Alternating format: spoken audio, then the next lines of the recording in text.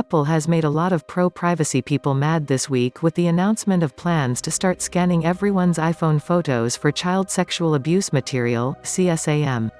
To do that, it'll compare all photos on an iCloud-enabled device, including iPads and Macs, to databases of known CSAM images, and it'll be done by checking hashes.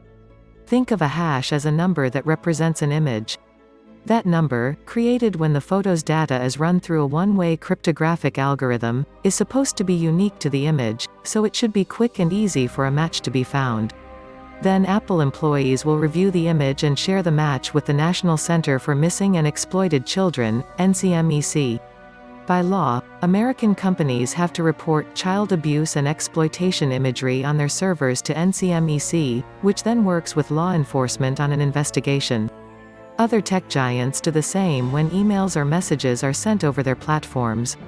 That includes Google, Microsoft, and Facebook. So why are so many privacy advocates up in arms about Apple's announcement?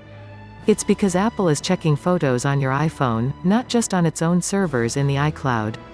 It's going one step beyond what its rivals have done, checking every photo on a device rather than just on a company server. It's also scanning images to check whether they're of nude children, using a different technology, but that's all done on the device and doesn't go to Apple. A simple warning comes up, suggesting iPhone users may not want to send or view nude images. Alec Muffet, a noted encryption expert and former Facebook security staffer, explained on Twitter that when someone buys a phone, they expect to have control over what's happening on their property. But Apple is denying that right, and, although it ostensibly exists to prevent upload of CSAM to their iCloud platform, they are using the user's device to do it and making the tectonic shift statement that, it's okay by us to do this sort of thing to user devices.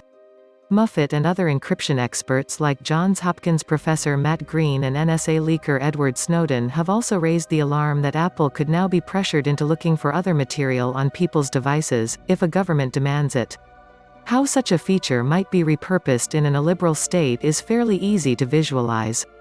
Apple is performing proactive surveillance on client-purchased devices in order to defend its own interests, but in the name of child protection, Muffet added. What will China want them to block? It is already a moral earthquake. The Electronic Frontier Foundation, EF, said that the changes effectively meant Apple was introducing a backdoor onto user devices.